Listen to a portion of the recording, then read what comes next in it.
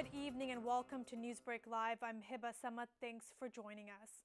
Local fire personnel are assisting in battling the canyon fire that has destroyed homes and structures throughout Orange County. A strike team including South Bay cities headed to the area to assist this morning. 2 engines from Torrance were deployed to Anaheim Hills, including 20 additional firefighters from the South Bay. Crews have been busy helping out with structure protection. Firefighters are doing well and are now awaiting a new assignment. It's called the Canyon Fire 2, and as of now, more than 5,000 homes have been evacuated in Anaheim Hills, Orange Park Acres, and Tustin. During a press conference today, fire officials say about 3,500 structures continue to be threatened by the large blaze. A large city project is complete. 6,268 street sweeping signs have been installed across the city as part of the optimized weekly street sweeping program. The project started in October of 2016, and it was part of a larger 3-phase water quality project designed to remove pollutants from stormwater runoff. The city installed new signs on existing posts and street light poles wherever possible.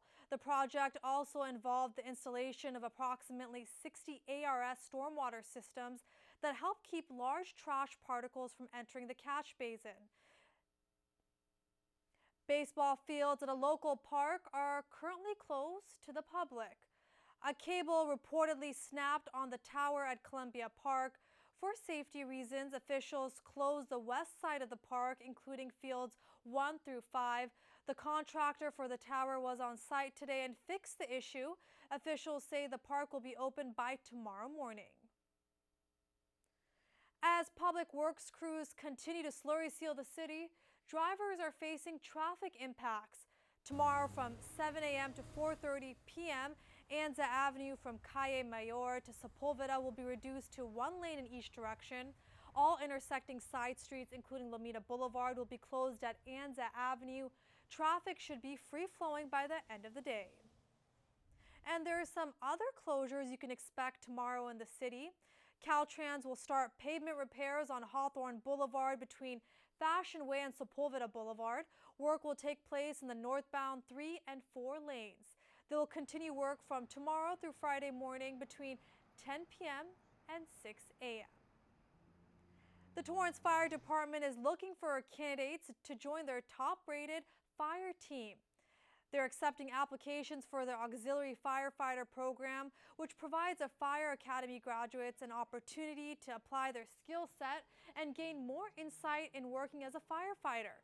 To apply, you must have graduated from a California State Certified Fire Academy, have a California Emergency Medical Technician certification, and a valid California driver's license. The Auxiliary Firefighter Internship Program gives interns an opportunity to respond to emergencies, assist with fire prevention inspections, maintain equipment and stations while also participating with training and public education. The program is a 1-year volunteer commitment. To apply or for more information, go to torranceca.gov. Los Angeles County Department of Mental Health members made a stop in Torrance today to spread awareness about World Mental Health Day. At El Camino College's library lawn, students stopped by the booth to learn about local resources available to help with mental health and also took part in a stress reduction adult coloring activity. They shared information about mental health in regards to school violence and suicide. So in the event that they themselves or they have friends who perhaps may be depressed and thinking about suicide, they know how to reach us. The day was first celebrated in 1992 as a day for global mental health education, awareness, and advocacy against social stigma. This year's theme is mental health in the workplace, looking at how your workplace experience can be improved to promote mental health well-being.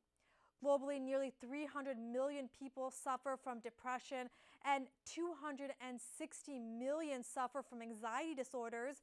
A study by the World Health Organization found that such disorders cost the global economy $1 trillion in lost productivity each year. The event was put on by Student Health Services. It's that time of year again to find that perfect pumpkin, and right here in Torrance, you can do just that. We made a stop at Cotoni & Sons on Madrona Avenue to see what they have to offer to patrons for the Halloween season. All of their homegrown pumpkins are from Stockton, California, and most of them have larger stems, which means they last longer. Staff say the largest pumpkins have been the most popular and are the most expensive, but there are many other favorites. We have different types of pumpkins. We have smoothies, fairy tales. The little ones, they're called cannonballs. Those are more better to make pumpkin pies and all type of other pumpkin stuff you would like to make. And there is much more at this pumpkin patch for the family, from a petting zoo, bouncers, and face painting. Their address is 21573 Madrona Avenue. And speaking of Halloween, there's an event coming up you won't want to miss. Tickets are now on sale for the 22nd annual Halloween Ball hosted by Chef Schaefer of the Depot. The ball takes place under a ghostly tent in Torrance and is expected to sell tickets to 800 people, inviting people to dress up in their most impressive costumes. There'll be live music, a costume contest, a hosted bar, and a silent auction. It will take place on October 15th from 4 to 9 p.m. The event will benefit the children of PTN. Head to pediatrictherapynetwork.org for more information. Now, the smoke from Canyon Fire 2 may cause air quality to reach unhealthy levels or higher in areas directly impacted by the smoke. The advisory by the National Weather Service has been extended through tomorrow morning. It advises people to stay indoors as much as they can to avoid impacts from the smoke. And the weather has been cooling down. Today there was a high of 76 degrees with an expected low of 61 tonight. Then over the next few days, temps will drop to 69 as well. The annual Blessings God's Creatures happened this weekend at First Lutheran Church and School. Reporter Riannon Trutanich has more on the festive event for our furry friends. Walking into church on Sunday, you would not expect to see dogs, cats, guinea pigs, and iguanas. But for nearly 10 years, furry, feathered, and scaly pets have been gathering at First Lutheran Church in Torrance once a year to receive a blessing. Really, the idea was to remind people that human beings aren't the only species on the block. And the event is in October to coincide with St. Francis of Assisi's Day, who is the patron saint of animals. Some parishioners were even drawn to the church because of how much they care for our critter companions. When I found out how this church really cares for animals, I said this is the place to be. The message of First Lutheran is that all are welcome, and at the Blessing God's Creatures event, that sentiment rings true. It really seemed to fit with our theology, which is to welcome all, to not just limit it to human beings, but to say, what about people who love their pets? What about people who are advocating for animals? Some of the pets even wore their Sunday best, and not only could pets receive a blessing, but they could stay for an afternoon of fun. We also have vendors in Faith Hall here, and they are for pet advocacy, you know, good things for pets. We've got our petting zoo. Keeping with the theme of the season, pet parents could enjoy a festive Oktoberfest lunch. And even though the church has been hosting the blessing for 9 years, they made some big changes this year. Animals big and small had the chance to be blessed, but this was the first year that parishioners could bring their pets into the service. That was cool, to be able to give communion to people and share in communion with all the animals and the kids and the grandparents. We have a lot of visitors today. One parishioner brought her adopted dog to the event for a blessing and to attend the morning service with her. I think it's a really good experience for people to be able to bring their animals, because animals are so much a part of people's families, and so to be able to come in and to worship and to have this day where your animals are welcome here at church as well, I think it's really great. The event brought pets and their people together. We needed to bring it around the symbols of hope and comfort that I think so many people need, and I think it's sort of happened. And parishioners understand the importance of how taking care of the animals can help take care of the people. There's a human on the other end of that leash. So it's important to take care of both of them. And with the Blessing God's Creatures event, First Lutheran Church does just that. For CitiCABLE, I'm Riannon Trutanich. Thanks, Riannon. For more information about the event, you can visit flchurch.org. A popular brewery in Torrance is in its final stages of getting approval to pour more beer on tap. SmogCity Brewing will be getting the green light by the City of Torrance to expand its production space and tap room soon. SmogCity owners plan to have more tanks, a centrifuge, and a bottling line in preparation for the launch of its core beers in six-packs, which is set to debut in early 2018. So far, their beer has been available on tap and in single-serving 16-ounce bottles. So far, the business has been brewing nearly 4,200 barrels a year, and the new expansion will allow them to brew 12,000 barrels of beer in the next 3 to 4 years. On top of offering more beer to patrons, SmogCity will also add on more interior space and a larger patio. You can follow SmogCity Brewing on their Facebook page. A Whole Foods product is being recalled for its label. Stores are voluntarily removing its 365 everyday value organic raisin bran product because it may have peanuts that are not labeled.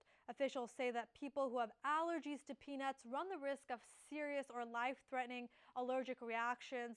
The product was sold in stores nationwide and on Amazon. The issue was noticed after a Whole Foods market determined the packaging contained peanut butter cocoa balls instead of organic raisin bran. On the screen is the UPC code. The best by date is June 4th, 2018.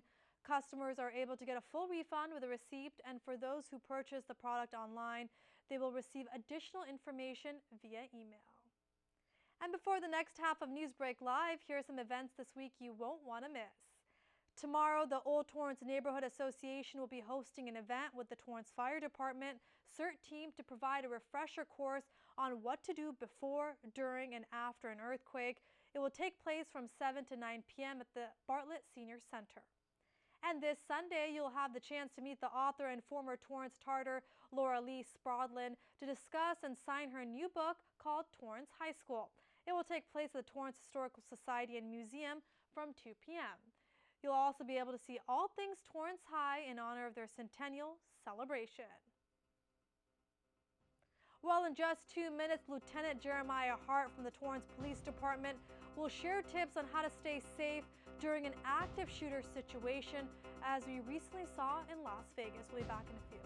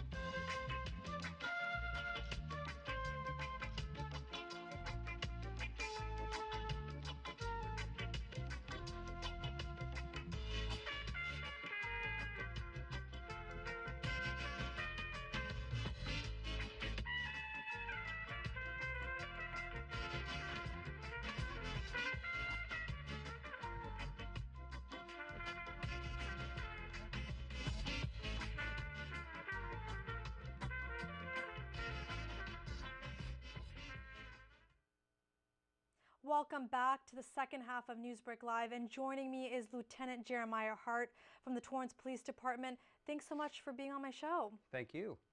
And you're on tonight to discuss a very relevant topic of active shooter situations, as we recently saw the tragedy that just happened in Las Vegas. And I think this active shooter situation was a bit different, many may say, because the shooter was at a separate location and people couldn't identify where the shooting was coming from.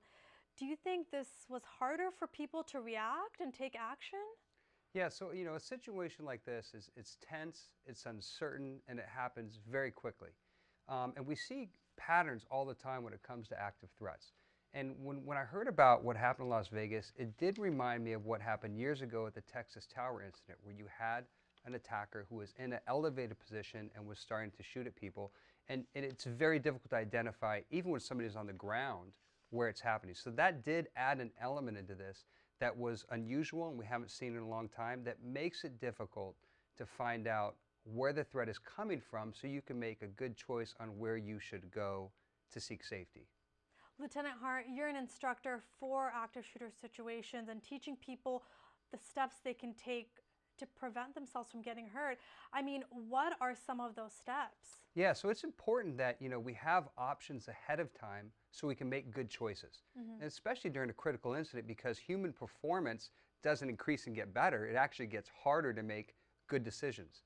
So we really follow a principle-based approach based on an idea of usually called run, hide, or fight, or sometimes called run, hide, defend. And the idea is, if you can, the minute you realize something is happening, we want you to get away from the threat. That's the first thing of run or move away safely. And if you can't get away, then the second step is find the safest place to hide, hopefully a room that you can lock and barricade in. And then as a last resort, which is extremely rare, if the attacker is right there next to you, then we need to talk about this idea of defending your life. Now, personal safety is a personal choice. And so it's important for people to decide ahead of time, I'm going to do whatever I can for me to protect myself so I can go back to my family or protect my family in the moment. So those are things we need to think about ahead of time before something happens and not try to figure it out in the moment of a crisis. Every situation can be different, as we saw the one that just happened in Las Vegas. Is there one step, you go into flight or fight situation that you just mentioned, one step that people should remember to take? The first thing that people need to remember is to trust your instincts. What we see over and over again from studying hundreds of active threat, active shooter incidents, is it takes a moment for people to realize that something's really happening. We've had active shooter incidents in the United States that have happened in malls, and people hear gunshots, but they think it's a balloon popping, or they think that it might be a car backfiring. And then there are people that trust their instincts and go, I think that might be a gunshot. I don't really know, but I know what I should do is move to safety. Let's just move right now and be sure. So trust your instincts, number one, is probably the single most important thing for people to do. And when it comes to looking for shelter, what should people look out for? So when it comes to moving to safety, there's a difference between what we'd commonly call in law enforcement or in the military cover versus concealment. And so concealment means something you can hide behind. So if I was out in the open and I got behind a bush and the attacker couldn't see me, that would be considered concealment. But bullets can still travel through that. So cover would be something like a big cinder block wall or a planter that I can get behind that could stop bullets.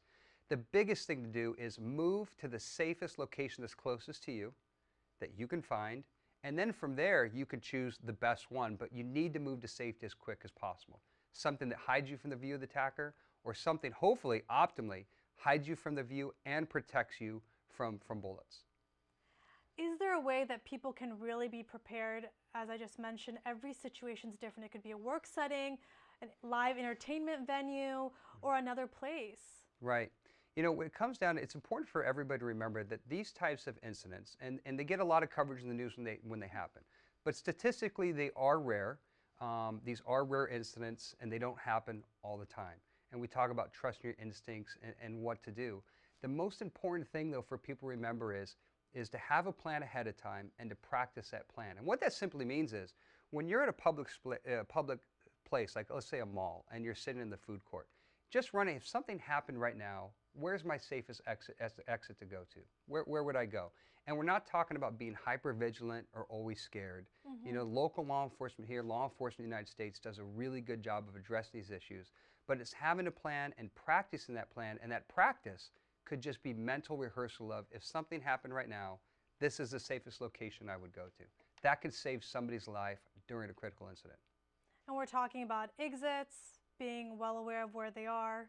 Correct. Yeah, we're talking about exits. We're talking about being where they are. You know, when you go to an airport and your security line and everybody's kind of getting bunched up, you know, where would I go right now if something was going to happen? We had an employee here at the City of Torrance that was at the LAX airport when the active shooter incident happened there. And, you know, at an airport, there's really no safe place to go into a room and lock doors. So the safest thing for them to do was to exit the location of the airport and go out on the tarmac and hide behind a big piece of machinery. So that's a principle-based approach of, where is the safest place for me to go, and you know, how close is that to me, and just have a plan ahead of time. You just mentioned Torrance Police Department member. There were quite a few that were actually at this festival. Have you had the chance to talk to them about kind of what they did?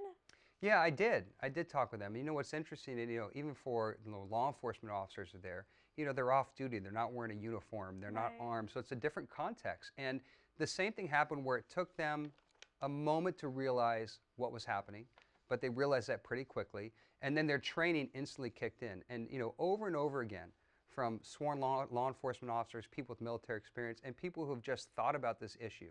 If they've ever been around an active shooter incident, what happens is it takes them a second for to realize what's happening, but then their training kicks in. We need to have a plan ahead of time and not try to figure it out in the moment. Can these simple steps really save your life, you would say? I know there was a couple in the news reports that said their personal, you know, learning from their active shooter training at work helped them, you know, escape that situation. Yeah, it does. And we've seen time and time again when active shooter incidents have happened that people that have been around those incidents, that have thought about it ahead of time, are able to make good choices. And that's what it comes down to. We need a couple simple options for an active threat, and then to realize that those are your best choices in the moment. Like we talked about, a principle-based approach. So this idea of run, hide, defend is something that we go out and talk about with people to teach them and educate them on active threat, active shooter incidents. And it applies not only to if somebody came into a location with a handgun, but if somebody came into a location like we've seen in Europe with a machete. Those same principles of moving away from danger, if you can't move away, find somewhere to hide, and if you had to be an attack, defend yourself, apply for a multitude of threats, not just somebody armed with a handgun. So that's where we want a principle-based approach, and we want to think about it ahead of time. As I mentioned earlier, you've instructed many seminars right here for Torrance City employees. Are there frequent questions you get from people that may be of interest to our viewers? Yeah, you know, probably the most frequent question is, you know, how do we prevent it?